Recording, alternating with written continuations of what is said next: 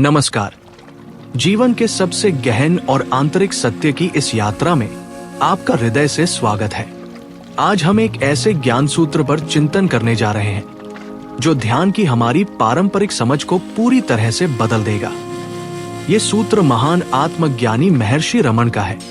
वे कहते हैं, ज्ञान विनास्ति ध्यान मात्मना, ज्ञान महात्मा ही ध्यान महात्मना। इन दो पंक्तियों में महर्षि ने हमें साधना का सार सौंप दिया है। आइए पहली पंक्ति को समझे।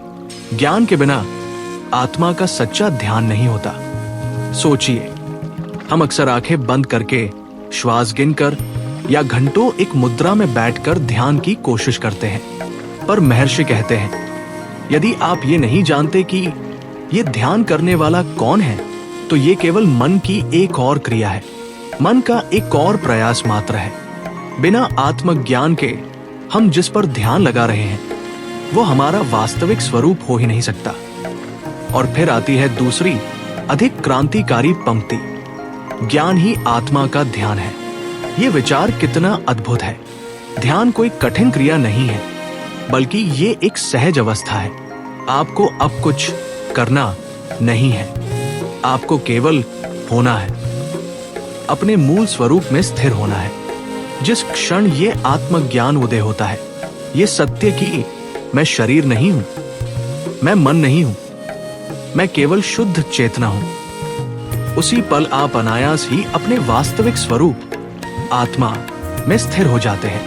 इस अवस्था में आपको अलग से जबरदस्ती ध्यान लगाने की आवश्यकता नहीं बचती। अब आप ज्ञान स्वरूप हैं, और ज्ञान स्वरूप होना ही सबसे उत्कृष्ट ध्यान है। ये वो ध्यान है जो कभी भंग नहीं होता, जो 24 घंटे आपकी चेतना में स्थिर रहता है। तो अगली बार जब आप बैठें तो कुछ करने की बजाय केवल होने का प्रयास करें।